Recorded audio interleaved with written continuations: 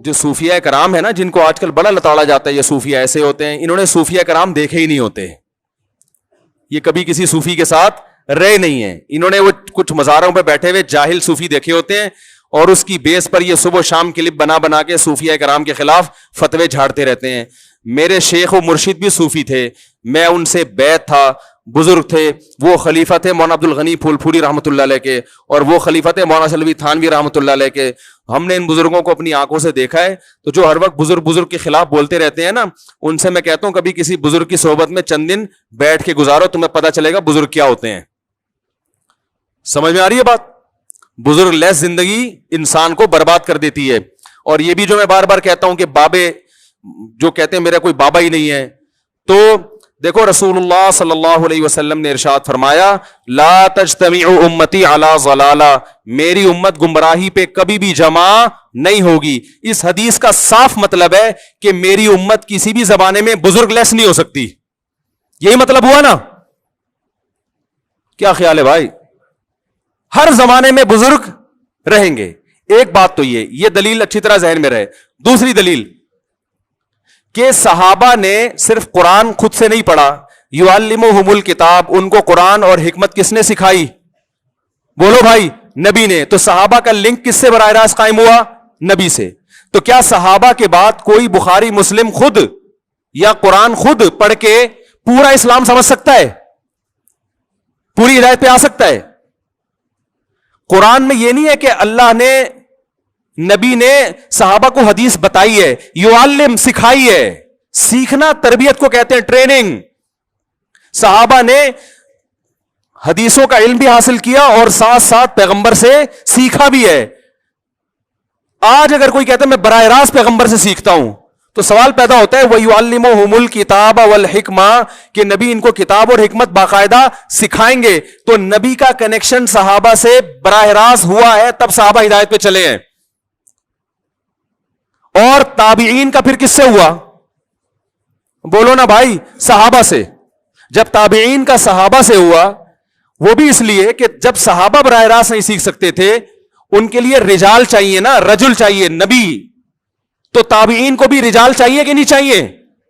وہ رجال کون ہے؟ اب نبی تو نہیں رہے، نبی سے سیکھے ہوئے لوگ موجود ہیں، جن سے اب کون سیکھے گا؟ تابعین سیکھیں گے، اور انہوں نے سیکھا۔ تبھی تابعین کی جب بھی ہم سیرت پڑھتے ہیں، فلاں کی اتنے سال صحبت اٹھائی، فلاں کے پاس اتنے سال رہے، ورنہ وہ بھی حدیثوں کی کتاب جمع کر کے پڑھنا شروع کر دیتے۔ کسی کی صحبت میں رہنے کی ان کو کیا ضرورت تھی؟ پھر تابعین کے بعد تبع تابعین۔ یہ اہل حق کا جو سلسلہ ہے، روحانی باپ دادا ان کو کہا جاتا ہے، یہ سلسلہ قیامت تک چلتا رہے گا۔ اس سلسلے میں گمراہ لوگ بھی پیدا ہوں گے، لیکن اگر اہل حق پیدا ہوں گے تو وہ بھی اسی میں پیدا ہوں گے، اس کے علاوہ نہیں ہو سکتے۔ نہیں آ رہی میرا خیال ہے بات سمجھ میں؟ اس سلسلے سے جو ہٹے گا نا، وہ کبھی بھی ہدایت پہ نہیں ہو سکتا، چاہے وہ بخاری مسلم کے صبح و شام حوالے دے دے کے آپ کو الو بناتا رہے بیٹھ کے۔ اس کا مطلب وہ غلط تشریح کر رہے ہیں حدیثوں کی، وہ ہدایت پر نہیں ہے۔ اب میں ان گمراہ لوگوں سے مطالبہ کرتا ہوں کہ اپنے روحانی باپ دادا کا سلسلہ پیش کرو۔ وہ کہتے ہیں امام بخاری، وہ کہتے ہیں امام ترمذی، 8 سے 1100-1200 سال پہلے چلے جاتے ہیں۔ اس کا مطلب یہ ہے کہ 1500 تقریباً 1200 سال سے امت بزرگ لیس چلی آ رہی ہے نا، جبکہ یہ صحیح حدیث کے، بولو بھائی، خلاف ہے۔ یہ تو حدیث میں تو بزرگ لیس امت ہوگی نہیں۔ سلسلہ میں آپ کو 10 دفعہ اپنا سلسلہ بتا سکتا ہوں الحمدللہ، کہ میں نے کن علماء سے علم حاصل کیا، حدیث کس سے پڑھی، حدیث کا سلسلہ محمد صلی اللہ علیہ وسلم تک پہنچاؤں گا، تفسیر کا سلسلہ محمد صلی اللہ علیہ وسلم تک پہنچاؤں گا۔ میں جو قرآن پڑھتا ہوں تجوید کے ساتھ، وہ سلسلہ نبی صلی اللہ علیہ وسلم تک پہنچاؤں گا۔ تزکیہ، قرآن نے کہا وَيُزَكِّيهِمْ، نبی ان کا تزکیہ بھی کریں گے۔ تزکیہ کا مطلب ایسی تربیت کرنا کہ ظاہر باطن پاک صاف ہو جائے، انسان بن جائے انسان۔ یہ تزکیہ میرا ہوا کہ نہیں ہوا یہ تو میں نہیں دعویٰ کرتا، لیکن تزکیہ کی کوشش ہم نے کن بزرگوں سے کی، ان بزرگوں کا سلسلہ، پھر ان کے بزرگ کون تھے، ان کے کون تھے، یہ میں محمد صلی اللہ علیہ وسلم تک پہنچا سکتا ہوں۔ تو ہم ان گمراہ لوگوں سے یہ کہتے ہیں کہ آپ ایک دم جو اٹھ کے آ گئے 15ویں صدی میں، اور آپ قرآن و حدیث کے نام پہ آپ کہتے ہیں فلاں بابا بھی ایسا، وہ فلاں بھی ایسا، وہ فلاں بھی ایسا۔ پھر ہم کہتے ہیں صحیح سچی مچی کے بابے کون ہیں وہ تو بتا دو نا۔ وہ کہتے ہیں سچی مچی کے امام بخاری ہیں۔ اس کا مطلب امام بخاری کے بعد یا تو پیدا نہیں ہوئے یا آپ ان کا نام بتانے سے شرما رہے ہو. ٹھیک ہے نا, کیونکہ جن بزرگوں کا آپ نام لوگے نا ان میں آپ کے باپ دادا نہیں آ رہے ہوں گے, حنفی آ رہے ہوں گے یا شافی آ رہے ہوں گے. صحیح ہے نا. ہندوستان میں جتنے بھی آئیں گے سارے بزرگ آگے جا کے حنفی, سب حنفی ہو جائیں گے. اور آپ کو لفظ حنفیت سے کیا ہے چھیڑے, آپ سارا دن انہی کے خلاف بولتے رہتے ہو, تو آپ ان کو اپنے کھاتے میں کیسے ڈالو گے آپ؟ یا کوئی ایسا آ رہا ہوگا جس کے نظریات سے آپ کے نظریات بالکل مختلف ہوں گے. تو یہ خوب یاد رکھیں کہ انسان ریسرچ کے قابل یا تحقیق کے قابل یا ہدایت میں جس کو فالو کیا جائے, اس کی سب سے پہلی شرط یہ ہے کہ وہ یہ بتائے کہ میں نے علم کس سے حاصل کیا, اور پھر جس سے حاصل کیا اس کا برحق ہونا کس لیے ثابت کرے گا, اس نے کس سے, اس کا بابا کون تھا, اس کا بابا کون تھا. یہ بابوں کے بغیر آپ اس فہرست میں حدیث کی روشنی میں آ ہی نہیں سکتے جن کو ہدایت یافتہ کہا گیا ہے. نہیں یاری بات. تو یہ جو کہتے ہیں نا میں بابی نہیں ہوں, یہ خود اپنی گمراہی پہ مہر لگا رہے ہوتے ہیں. ہاں, بابوں کی دیر آر 2 types آف باباز, گمراہ اور اہل حق. تو آپ نے ہمارے والوں کو تو سب کو گمراہ قرار دے دیا, تو آپ اہل حق دکھائیں, ہم ان کو فالو کرنا شروع کر دیں گے. سمجھ رہے ہو نا؟ جیسے ہم غیر مسلموں سے کہتے ہیں کہ محمد صلی اللہ علیہ وسلم معاذ اللہ اگر جھوٹے ہیں, تو اللہ نے اپنے بندوں کو, اللہ براہ راست تو ہم کلام ہوتا نہیں ہے. وہ بھی غیر مسلم بھی اعتراض کرتے ہیں نا, نبی نے یہ کیا, نبی نے یہ کیا, نبی ایسے تھے, معاذ اللہ الزام لگاتے ہیں. ایک 9 سال کی بچی سے شادی کر لی, ہم اس کے دلائل دیتے ہیں بھائی یہ اس کلچر میں معیوب نہیں تھا اور اس کی کیا کیا حکمت, نہ یہ تو معاذ اللہ ایسے تھے. وہ بہت سارے اعتراضات کرتے ہیں. تو ہم کہتے ہیں گل ویلے دی تے پھل موسم دا. مختصر بات یہ کہ اللہ اپنے بندوں سے ہدایت جو دی ہے, یا تو اللہ کا بندوں سے کوئی لنک ہی نہیں ہے, اس نے پیدا کر کے چھوڑ دیا. یہ تو عقل نہیں مانے گی نا. خالق اور مخلوق کا رشتہ تو سب سے پہلے ہے.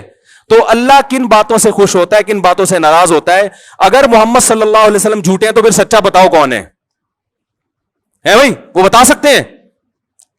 وہ جو سچا لے کر آئیں گے نا ان کے خیال میں اس پہ 20, اگر نبی پر ایک اعتراض ہوتا ہے تو اس پر 20 اعتراض ہو رہے ہوں گے. صحیح ہے نا؟ تو ہم کہتے ہیں بھائی اس سے پتا چلتا ہے کہ اللہ نے محمد صلی اللہ علیہ وسلم کے علاوہ کسی کو پنپنے دیا ہی نہیں ہے. تو جن بزرگوں سے ہم نے علم حاصل کیا, دین حاصل کیا, انہی لوگوں نے ماضی میں خدمات سر انجام دی ہے, میدان جہاد میں بھی, تصوف کے میدان میں بھی, حدیث کی خدمت میں بھی, فقہ کی خدمت میں بھی, تفسیر میں بھی, تزکیہ میں بھی. انہی کی راتوں کی عبادتیں. میں اپنے شیخ کو جانتا ہوں, ہمارے شیخ حضرت مفتی رشید احمد صاحب رحمہ اللہ تعالی رات میں تہجد میں 5 رکعت تلاوت کیا کرتے تھے, اور اتنا روتے تھے اللہ کے خوف سے کہ حضرت نے دعا مانگی کہ اللہ میرا رونا بند کر دے, صحت کو نقصان ہو رہا ہے. سمجھ رہے ہیں؟ آج تو سب سے بڑا مسئلہ ہے اللہ کی محبت میں رونا نہیں آتا. ہمارے حضرت کو اتنا آتا تھا کہ اللہ سے دعا مانگی, اللہ میری یہ کیفیات بولو بھائی ختم کر دے. پھر ان کی تقریباً 20 سال صحیح بخاری پڑھائی ہے. اتنا بخاری پہ عبور تھا. بدعت کے بہت خلاف تھے, بہت زیادہ خلاف تھے بدعت کے. عقائد ایسے صاف ستھرے. ہم نے تو ان بزرگوں کو دیکھا ہے, لیکن نکالنے والے ان کی بھی کتابوں کو غلط توڑ موڑ کے کچھ بھی نکال کے ان کو بھی الزام لگا دیتے ہیں. اور ہم جب کہتے ہیں اس الزام کا جواب دینے کے لیے ہم تیار ہیں, سامنے بیٹھو, سامنے بیٹھنے کے لیے تیار, وہ کلپ بازی جو ٹائم ویسٹنگ.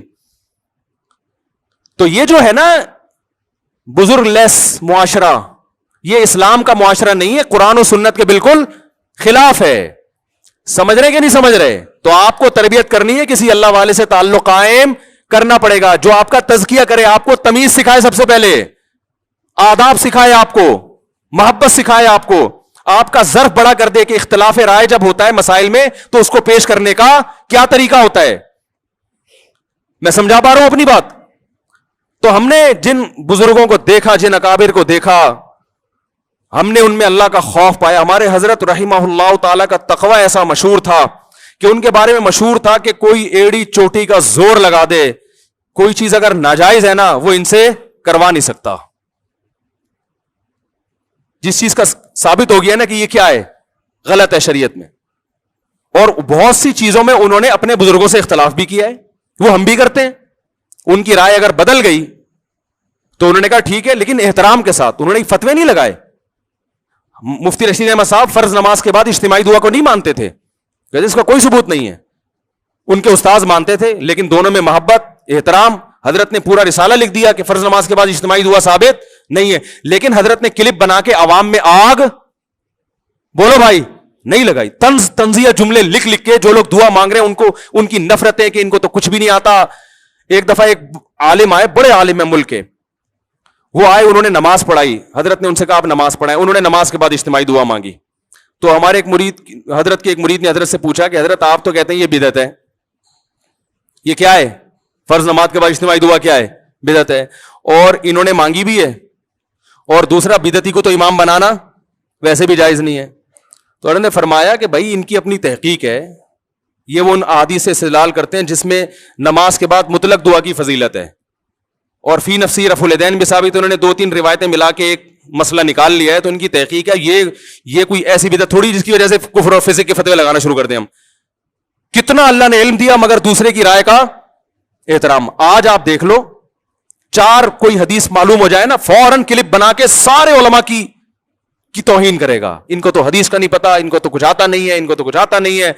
اور ان لوگوں کے جو مریدین ہیں وہ جتنا بابا پرست ہوتے ہیں, اپنے بابے کو جتنا فالو کرتے ہیں نا ہر چیز میں, اتنا ہم اپنے بابوں کو فالو نہیں کرتے. ہم تو بہت ساری چیزیں ایسی ہیں جو میں مفتی رشید احمد صاحب کی اتنی تعریفیں کر کے بھی ان کی ہر بات سے متفق نہیں, ان کے ہر فتوے پہ ہم فتویٰ نہیں دیتے, لیکن احترام کرتے ہیں. بھائی ان کی رائے تھی, ہماری رائے ہے. تو اللہ کی محبت اگر آپ کو ملے گی نا, پھر صحیح راستہ پتہ چلے گا. اور اللہ کی محبت کہاں سے ملتی ہے؟ بولو بھائی, اہل اللہ کی صحبت سے ملتی ہے. تو بزرگوں سے تعلق قائم کرنا پڑے گا آپ کو, آپ کے باپ کو بھی کرنا پڑے گا. اس کے بغیر آپ کا دین خشک دین ہوگا, اس میں چاشنی نہیں ہوگی. حدیثوں کے نمبر آپ کو یاد ہو جائیں گے, رفع الیدین کے جھگڑے بہت اچھی طرح سے یاد ہو جائیں گے, آمین ٹانگیں چوڑی ٹانگیں پتلی رفع الیدین کرنا ہے, یہ بہت ماسٹر ہو جاؤ گے. لیکن نمازوں سے خشوع و خضوع ختم ہو جائے گا. آپ کہہ سکتے ہیں عرب میں تو یہ نہیں ہوتے بزرگ, وہاں بھی ہوتے ہیں, اصطلاح نہیں ہے بزرگ کی. بن باز بہت بڑے متقی پرہیزگار عالم تھے, انہوں نے کئی سال اپنے استاذ کی صحبت اٹھائی ہے, پھر وہ ان کے نائب بنے ہیں. اور ان کے جو خاص شاگرد تھے انہوں نے کئی سال ان کی صحبت اٹھائی ہے, پھر وہ ان کے نائب بنے ہیں. اصطلاحات میں تھوڑی پڑھنا چاہیے. بزرگ کو بزرگ کہہ دو, متقی کہہ دو, بابا کہہ دو, نیک کہہ دو, پیر و مرشد کہہ دو, کچھ بھی کہہ دو, ناموں میں نہیں رکھا. اصل تو حقیقت دیکھی جاتی ہے. تو جو بھی اللہ کی محبت پیدا کرنا چاہتا ہے اسے اللہ والوں سے تعلق قائم کرنا پڑے گا. اس کے بغیر اللہ کی محبت پیدا نہیں ہو سکتی. اللہ سے دعا ہے اللہ سمجھنے کی عمل کی توفیق عطا فرمائے. Thanks for watching. Don't forget to like, comment, share and subscribe to Mufti Tariq Masood, famous scholar.